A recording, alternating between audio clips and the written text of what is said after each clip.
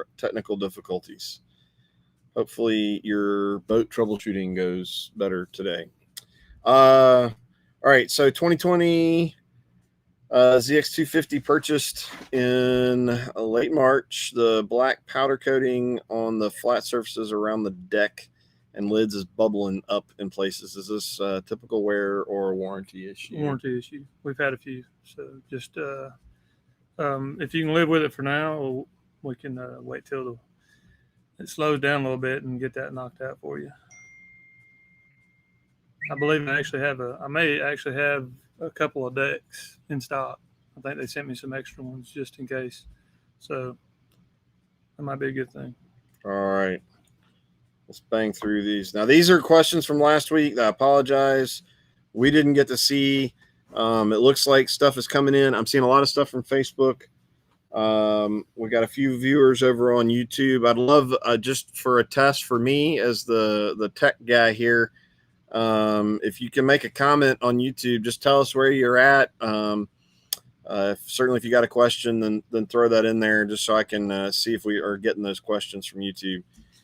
All right, Randy said I have a 2016 90 horsepower Yamaha, bought new here, bucks. Thank you. Going to bring it in September. I've lost about 8 horsepower and about 1,000 RPM. 8 miles per hour. 8 miles per hour. About 1,000. Okay. About 1,000 RPM. Motor would top out. Then would hear it drop off a little. No longer tops out. 4,900 RPM is now the max. Any ideas? 2016 90 horse. Yeah. I would probably say it may have fouled a spark plug. Or it could have had a defective spark plug. I've noticed sometimes that can happen, or it could be. I don't know what it was put on. So if it was put on an older boat, there could be some issues with the fuel system and the boat side that could be deteriorating. Might need to bring it by and let us look at it. All right. Let's see. We did that one. Let me hide this. So 2014 225 Optimax, around 260 hours. Has a low speed miss until you get to full throttle. Never change plugs. Would adding Mercury Quick Clean help with the cleaning? Or is it time for plugs and a tune? Yeah, I think it's probably well overdue for a lot of things. Especially the Optimax is very vulnerable to idling, and anybody now is graphing. Yeah, because that's the big thing. I got to have 2 graphs here and up there, and I'm going to idle for 45 minutes looking at structure just to see pre-fishing or whatever it is. Okay. Optimax is super vulnerable to that. Okay. They don't like a long idle periods. It tends to put a nice thick deposit of carbon on the tip of the spark plug. So, okay. So if you've never changed plugs, and I recommend those plugs at least every 100 hours anyway, just to prevent any issue. And if you haven't, then balls of carbon get built up. They can actually ignite and cause engine damage. So I prefer to change them every 100 hours or so. 100 hours. They're expensive, but it's a lot less expensive than buying a power head. Yeah. And it's never too late to start running quick clean, or you can run ring free, the Yamaha version of it. I encourage people that do have Optimaxes to put just a little bit of like Premium Plus 2-stroke oil. Okay. Not the synthetic, but the Premium Plus stuff in their gas, just like an ounce, maybe every other tank. Okay. It helps lubricate the injectors. Gotcha. All this ethanol, they clean them. It actually cleans injectors too much and cleans the oil off of them. That keeps them from working as well. Okay. Let me clear that one out. I'll bring another one in. How hard to put a tank in a 2011 Nitro? I'm assuming that's replacing the fuel tank. Mm-hmm. I like to be very truthful to people. I have no clue. I don't know much about nitros, and I've seen some boats that have a square tank in the back, and if the nitro has a tank under the seat, you have to find out where it is and kind of see what's in the way, and definitely want to make sure it's empty first, because Yeah. that can be a challenge. Yeah. But it depends on where it is. Some tanks they're not real nice to you, and they don't give you a way to get them out. All right. Um, so I can't give you a good truthful answer on that other than very carefully. All right. Let's jump in through some of the guys that are with us right now. Just guess whether this was so Tim asked that he's hearing whether it's okay to run the engine while connected to the flush hose. Basically, is it okay to run when you're connected to the flush hose, or do you just use that to flush? I would discourage people to do it at their house. We've done it here, Mm-hmm. but I've got a lot of water pressure, so it's enough to feed, because it's got to go all the way through the block and then down to the water pump, Okay. and then pump back up. So Okay. if you don't have adequate water pressure, it's not a great idea, because it probably won't damage your engine, but it may damage the water pump. Okay. Let's swap over, Tim, with another one. Basically, any lubrication should I be applying to the old Trex? What frequency? You can. I would not put any kind of real wet. If you've got something like bicycle chain grease that's dry, you can spray some of that on there. But you want something that's a dry lube, because it will.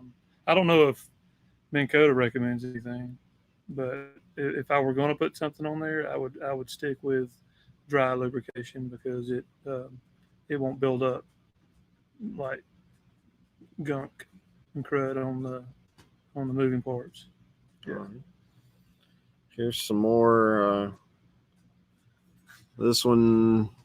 And to finish I don't, as far as how often, maybe once every couple months or so. Okay. Probably. I mean, depends a lot on how you use it, how you store it. Yeah, just look at it. If it looks like it needs it, then you might want to put it on. All right. I've read where it may be common for the screws that hold the hull's top cap to the bottom cap located under the rub rail to come loose. Mm-hmm. What is the routine maintenance recommendation for checking, tightening, and sealing these screws?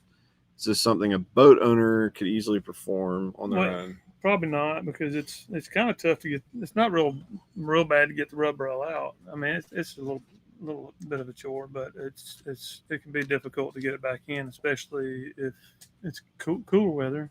So what you'll see typically is a little bit of a bulge coming out from the rub rail out of nowhere. Like, it'll be smooth and it'll be a bump. Wherever that bump is usually where screws backed out. Typically what I do is I just pull that one spot out and put a thread sealer or Loctite on there and screw it back in, tighten it up. And usually if I can get to the ones next to it, I check them. And if they seem to be tight, then I leave it alone and then stick the rub rail back in. So it's usually a good idea. If it's not a problem, it's not a problem until it's a problem. Gotcha. All right. Man, loaded up with some questions here. 250 SHO, is it required under warranty that I use Yamalube grease, or can I use any NLGI number 2 grease specifically for marine applications? That's fine. Yeah, no, it doesn't. It doesn't, technically, if you don't ever grease it, it doesn't void your warranty. It's just, if you want it to last a long time, it's better to just do it. But no, as long as you're using a good marine waterproof grease, then you're fine. All right.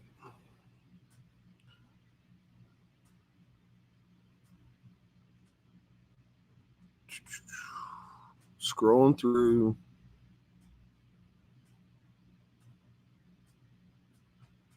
Oh, we got the wrong show here.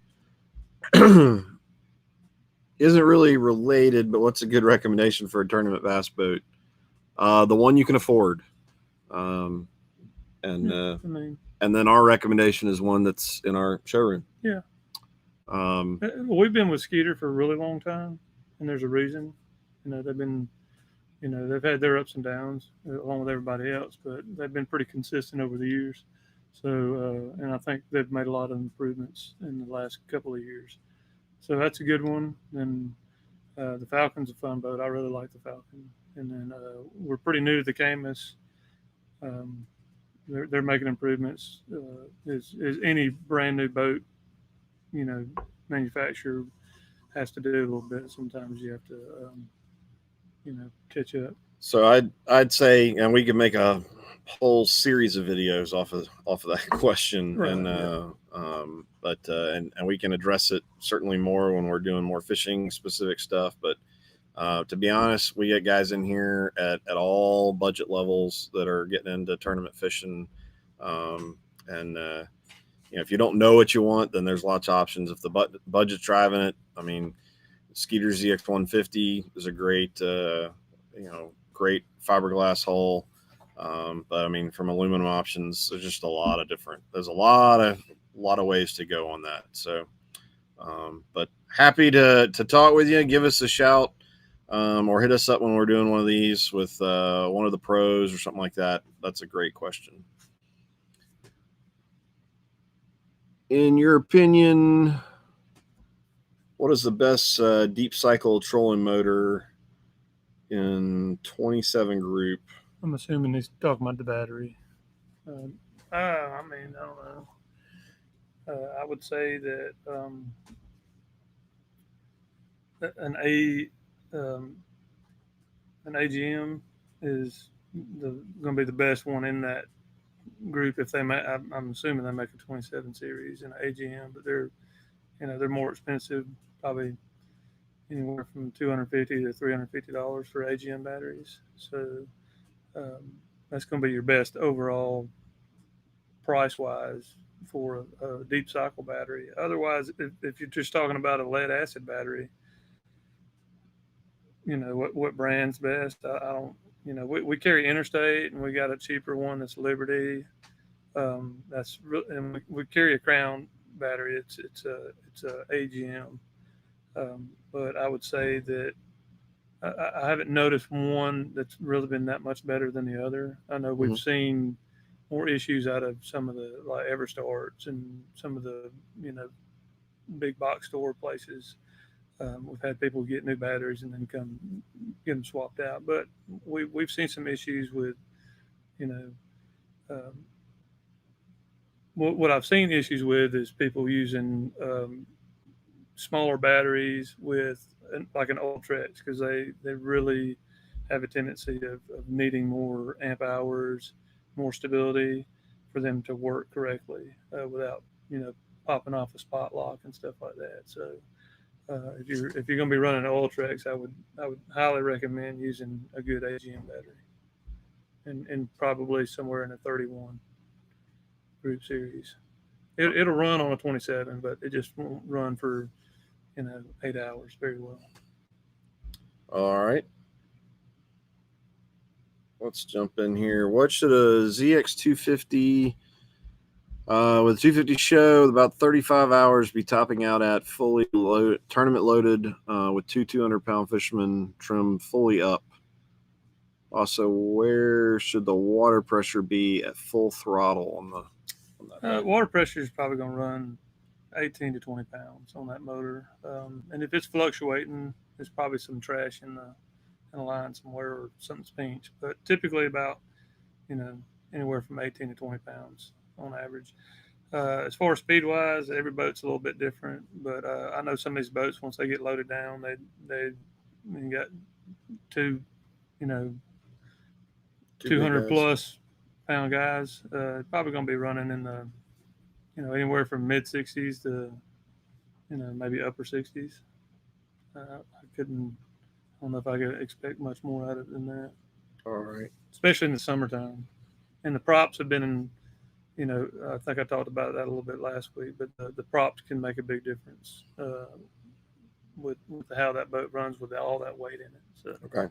Well, and that also depending on how you got, if you've got dual power poles, those actually slow you down. pretty good. If you have a big fishing seat up front, or if you got 2 depth finders up front and 2 in the back, all that stuff starts knocking your speed down. And because it not only is it air resistance, it's also more weight. So. All right. Here's one from YouTube. Oh, yeah. Why is ethanol so bad for engines? Well, here's the thing. Ethanol is a solvent. Okay, you clean stuff with ethanol. You disinfect things with ethanol. It in too high quantities, it starts degrading plastics. It degrades the metals. It etches the metals. Most of the metals in the engines, like the pieces that hold the fuel, like what we call VST, a vapor separator, it's anodized or it's coated with a coating. And when that ethanol, if it etches it enough, it'll actually start eating the coating. And then once it gets past that coating, it starts eating the metal, and it turns it into a black powder, and it'll stop up every filter in your motor. But things have been designed to resist ethanol to a certain extent. So, and everything right now is designed to resist 10%, which is why in the marine industry and really in the car industry that they're trying to keep it at the 10%, because if they go past that to 15%, the technology would have to, each time you make a little step into technology, but each time you go up, say 5% ethanol, 10% ethanol, you have to make, instead of one little leap, you got to make like 5 leaps, and then you go to 15, you got to make 10 leaps to get all the stuff compliant for that. So, and it ends up making it more expensive for the boat owner. It makes it more expensive for the boat seller, and it makes it more expensive for the manufacturer. So all that cost is going to trickle down to you eventually. And the other problem with ethanol and its sitting is it likes to absorb water out of the good old fashioned atmosphere, and the more water it absorbs, the more issue. And then it wants to separate what we call phase separation. Those fuel molecules and the ethanol and the water molecules, they get real heavy at some point, yep, and all fall down to the bottom. And your fuel pickups at the bottom of your tank, it'll suck that stuff up to the engine and make it. So water does not combust well in an engine. No, it doesn't. But it oxidizes really quick too, even when it's combusting. But it'll cause some engine damage. So sitting is the worst part. And I know, ethanol. I know from because this is a fairly recurring question that comes up, and what kind of fuel, and we've talked a lot about, if it's sitting, you can get into a lot of issues with the modern motors. But if you're using it on a regular basis, it's not as concerning. Yeah, and that's the thing. It's if you're somebody that fishes year round and you're using fuel from a place that turns fuel over quickly, then you're probably in pretty good shape. Not always, but most of the time. If you let it sit up for a while, I don't care if you got 100% fuel in there or or regular ethanol fuel in there. It's bad for it. Just one's going to be worse for it than the other. Yeah. So Stephen, there's your excuse to go fishing more. All right. Tim said he's grateful for answering all the questions. That's what we're here for. I wish we weren't having the technical difficulties. So I figured out, it looks like we're still using this camera up here and not that camera. And I'm getting phone calls. So hopefully the audio is good. You prefer surface gap plugs or extended tip? Depends on what it's in. Yeah. So if you're running like a force, like a 70 force or something like that, or some of the bigger motors had those as well. But if it recommends it, that's really the best tip for it. So I know people have tried to cross-reference some of the surface gap plugs and got the wrong ones, and they were too long and ended up didn't hurt the motor, but it ended up making contact with the spark plug and locking it up. They thought it was blown up, but in that case, it was okay. But if it recommends it from the factory, I would say run the surface gap, because that's what they did. That's what they based that ignition system off of. And the same thing with, there's some oddball plugs out there for some of the V6 Mercuries that are champion plugs, and people I thought Mercury ran NGKs. Well, a lot of stuff they do, but there's some things that they developed that ignition system, and that the plug that ran the best on that ignition system happened to be a champion. So go with the manufacturer recommended plug. And if you're and don't try to skimp out and get like auto lights and stuff if it doesn't call for an auto light, because it's going to cause running issues. All right. Doing a little prep for the next question. Okay. I saw you over there clicking. All right. How heavy is a fiberglass versus an aluminum boat, assuming they're both the same length? So I looked up, obviously there's a ton of variables. We're going to stick to that question. I'm assuming you mean in that bass fishing boat category, which is what we mostly deal with. There's some guys building some pretty awesome. I forgot about the Avid earlier. My bad. The Avid. Yeah, the Avid's a great. Is, I guess, which boat? So, and that's Noah. I think you asked about what's a good fishing boat. We'll definitely, when we have that conversation in another format on kind of, if you're looking to buy your first fishing boat, new to fishing, wanting to get into tournament fishing, we definitely can help give you some insight and some thoughts from what we see.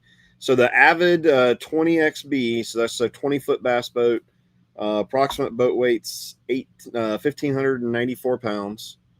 Is that without the engine? I'm assuming that's without the engine. So what's a 200 SHO weigh? About 300, 400? Oh, no, it'd be probably 600 pounds. All right.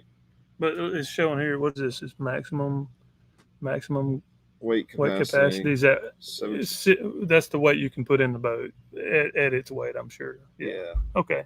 Yeah, so the boat itself so we're going to call it 1,600 pounds. Yeah. So we'll call it around 2,000 to 2,200 pounds with the motor. I think. And then the standard, so a ZX or ZXR, which one did I pull up? ZX 200, which is actually about 6 inches shorter, but it's going to be about 2,020 pounds. Same size motor. That's the standard boat weight, so it's going to be 2,600 pounds. So I think, what is that? About 400 to 600 pound difference somewhere in there. So it's lighter. The aluminum is definitely. You can that ZX 200 or the 20XB with the same motor, that 200 horse SHO on the back of it. It comes out of the hole like it doesn't even think about it. Mm-hmm. It just pops that boat up on, and a lot of that's probably got to do with weight and obviously the way they've designed the hull on the Avid. They've been really impressive boats, but and then typically out of the G3 line, most of what we're going to carry is 17-foot 10-inch and 18-foot 10-inch boats, and we don't really have a comparable fiberglass to compare to there. Those are all pretty light boats. Yeah. Single axle trailers, great setup, 90 horse or 115. I say the G, like the smallest Skeeter makes is that the 195, right? And I would think the G3 would be a lot lighter than the 195. Yeah, but that's not really apples to apples, like you were saying. Yeah, the Sportsman 1910, but you're starting to get into, as you get smaller and smaller boats, you're getting more and more negligible. It's just not going to make that big of a difference. Especially in terms of if you're trying to returns. Yeah, if you're trying to figure out like a tow vehicle to use and all that kind of stuff. The aluminum's definitely a little bit lighter. All right, lithium batteries or AGM, pros and cons to each. Well, I would start off with the costs. Okay, that's your biggest con. Did you make that a con? Yes, because They are priced. I mean, if you don't care, I mean, if money's no object, then I would say lithium. But even with that being said, there can be some cons as well on if the price wasn't an issue. I've had some pros that have told me that have quit using them because they're afraid their boat's going to burn down. Mm-hmm. But I don't know if I don't really know if if it was the charger they were using, if they were using the wrong setting on the charger, because I know some of them are very specific. So I know you can charge the phosphorus based ones, the LiFos style batteries, which is the ones we carry, I believe. You can charge them with the AGM charger. Yep. And the little computer inside of them are designed to do that, and they have a regulator built into them. But some of the lithium ions, when you've got to actually have a lithium ion charger, because they don't have the regulators built in to them like this one does. So as far as safety wise, there's a lot more involved in the lithium ion battery. For safety, you have to do your due diligence, and you probably would be fine. And also with the AGMs, you've got to make sure you got an AGM charger, because if you want one to last 5 years, then you better charge it with an AGM charger, because if you don't, it's going to last about 1 year, almost to the date. Because I've seen it over and over again, people trying to use a standard charger on them, and they swell up and they die. And then do some research on the company, the specific company you're wanting to use, and see if people are having good luck out of them, because a lot of the batteries, I don't care if you get an Interstate, a Crown, or whatever you're getting, most of that stuff is made in a foreign country using foreign lead, and I don't know what their quality control is over there. I just know what we've seen here, and we've seen a few issues, and hopefully, and actually I think some recalls on some batteries, and they've gotten better. So, but if I was going to pick it for my boat and I was a fisherman, I would probably go at this point, with the AGM. Okay. Just because there seems to be, less, vagueness out. The lithium batteries are still kind of coming on. Yep. There's a lot more companies out there and a lot more technology getting poured into them. So I figured maybe next year or so they'll price might start going down, and the quality hopefully will start going up on that. So if price is no option, some of the pros with the lithium is that it does hold that charge. You can go a lot deeper into the battery and get a full output. And I know I don't play with it. You're going to be the pro guy. I don't. Yeah. Okay. I'll be the pro guy. They are lighter now. Obviously, how you load out the weight of your boat is all dependent on the boat. Some boats that may be designed with the idea that, hey, I'm going to have, an extra 120-ish pounds sitting in the stern.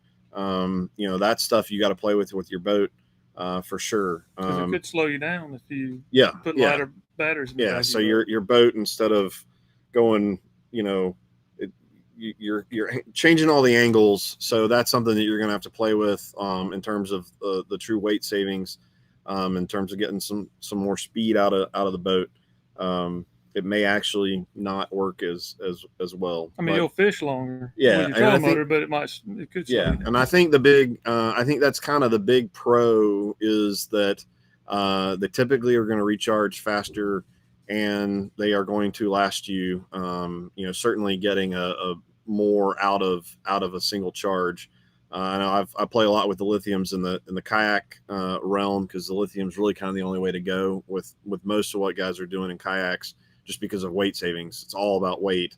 Like Torqeedos, they're typically only getting about 50% of the charge out of a regular lead acid battery. Yeah. Whereas you can get down into 10% or all the way to zero out of their battery setups. So, but yeah, I mean, like you said, it is cool to see lithium getting more and more affordable. Mm-hmm. The advances in the technology is definitely making it more and more feasible, and I'm sure safer and safer. And I would recommend that if you're doing it trolling batteries and you're running a 36 or 24 volt system, that they do make a single like 36 volt battery or a single 24 volt. I highly recommend getting individual 12-volt batteries. Yep. It takes up more space, but if you break down on the water and you need to jump from Well, your trolling motor battery, you can't do that. and You got a straight 36-volt battery. It's going to be interesting, and not to get into take this even to a bigger conversation, but it's going to be interesting to see with Lowrance and Garmin and these brushless motors where they can be either 24 or 36, right. Particularly when you're talking about the tournament guy. Hey, yeah, if I've got 3 batteries back there and one fails, I can just disconnect, flip a switch to make it a 24 volt and continue on the day. Yeah. And probably not lose much power out of it. Yeah. So yeah, some cool stuff coming along with technology. Hope that little discussion there on lithium. Hope that helps in some way. Let's jump down here. Tim, Baton Rouge, watching move-in day for college. Awesome. Okay. Bring us back some. That reminds me of that Garth Brooks song. I could call him right now, and I'd be calling Baton Rouge. Yes, you would be calling Baton Rouge. Yeah. Maybe we'll save songs for next week. Maybe. Is there any maintenance I need to do between 20 hours and 100 hour? Besides just eyeballing stuff, look, you can always tell when something's wrong. You got something leaking out, or I recommend people checking for, probably every time is the best, but every other time looking for fishing line in the pop shaft. With a SHO, it's a little bit harder because there's no vents in the side, but usually shine a flashlight down the back and you can see, little strands of line. If you got that, it's time to pull that prop off, or at least bring it by somewhere and we can pull it off for you and make sure there's no water in the gear case, stuff like that. Other than that, the trim rams, they need a little dab of grease on top, not too much. Really thickest grease you can find probably. You just need to clean the old stuff off each time. You do it maybe every a couple of weeks or so, and put just a pea-sized dab on the trim rams. It keeps them from mushrooming out and popping and making weird noises. All right. I'll put that one up while I look at the last couple here. Do you fish anymore? Oh, look, Wesley. I remember you. Old Moose. Looks like Moose. Yeah, it's Moose. No, Wesley, I don't have time to fish. I do every now and then back here in the back. I'll throw a wet line, but no. At some point I will, maybe one day, if I retire early. I don't know. I still enjoy it, though. Wes used to work for us. Okay. Many moons ago. Fuel question. 2015 SHO can only get 87 octane and non-ethanol. Is it okay to run the 87? I may use 2 tanks of gas a year. Well, I mostly fish small local lakes. If you're running a 200 SHO, that's you need to be running 87 anyway. So you're right on the money. Okay. I would just use some. If you're not using the boat much, just make sure you're every tank that you put in there, you're adding some kind of fuel stabilizer and some additive. You might be a good candidate for unofficially for StarTron. That stuff seems to help people that don't use the boat as much. Yeah. The other suggestion is go run the boat more. Yeah, I mean, if you can. I mean, again, if you're looking for an excuse to get out on the water. Sometimes if you're like me and you don't have time, work 6 days a week, even if you're off for a little bit of that, you're still working. Oh, you love it. I love it. Just don't. If I had a boat, I wouldn't be using it. All right. Well, we've been going for 40 minutes minus the 5 of troubleshooting the technology. I think I had a few. Let me just check these. That one we answered.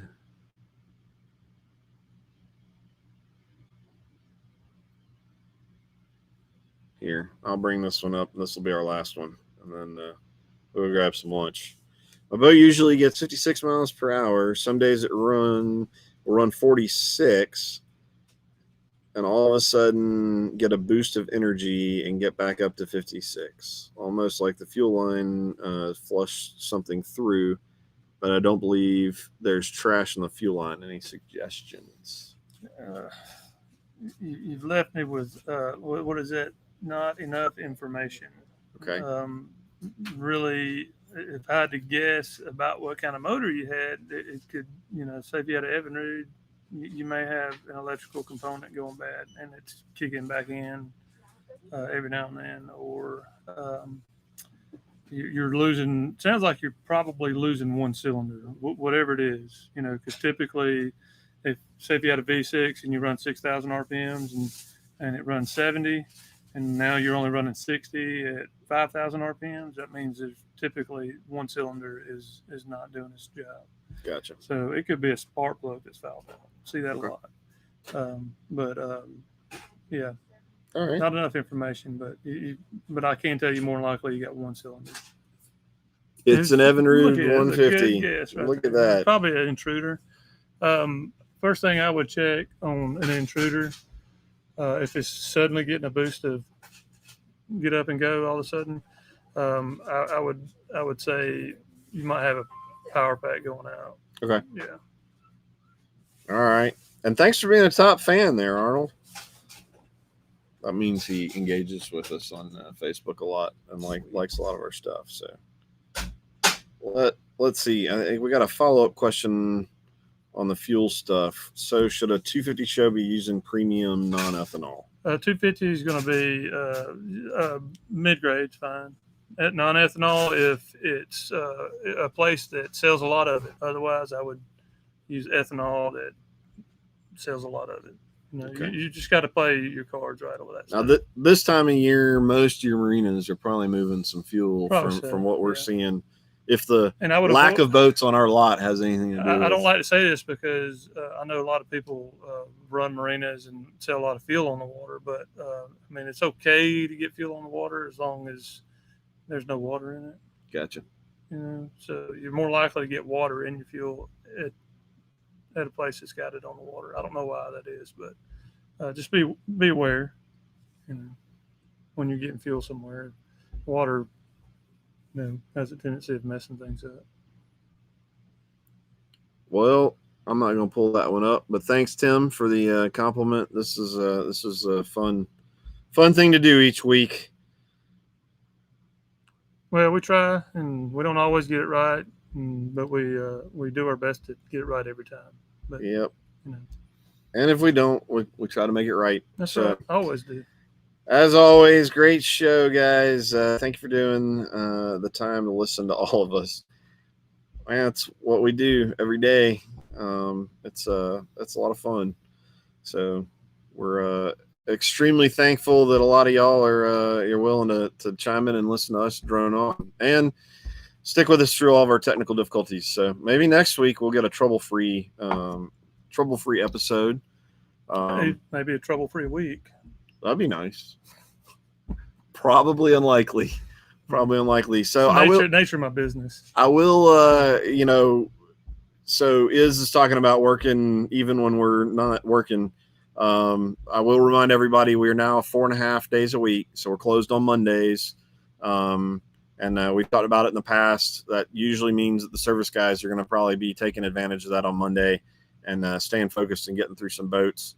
And then that's a great time when we get deliveries. So we're kind of still here, but we're really kind of closed to the public and trying to crank through. And then half days on Saturdays. And we're still moving boats. We still got see most of the reps come through. They're trying to build us new boats. So if you're shopping and you're looking for boats right now, we're hoping for a load or two a week. Probably now until next year, to be honest with you. It seems like the rate we're going. And trying to do the best we can. You got anything else? No.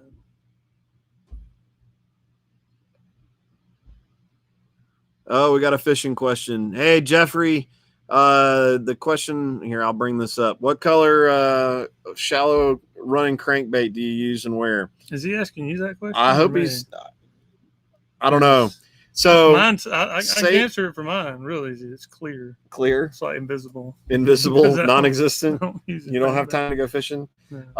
So even when I do fish, that's a great question for the 14th. What is that? Next week? 10 days from now. Yes, 10 days from now, we're going to be out with Mr. Clay Dyer. And he is full of fishing knowledge and tons of inspiration. If you don't know who he is, go look him up for sure. Yeah. Well, we are on this camera. No, that's not showing. That camera's, yeah. All right, guys. Right here, but it's time for us to get out of here and go eat some lunch and get back to work. I just picked one behind me. Hope everybody's having a great week. We'll talk to you guys later. Thanks, guys.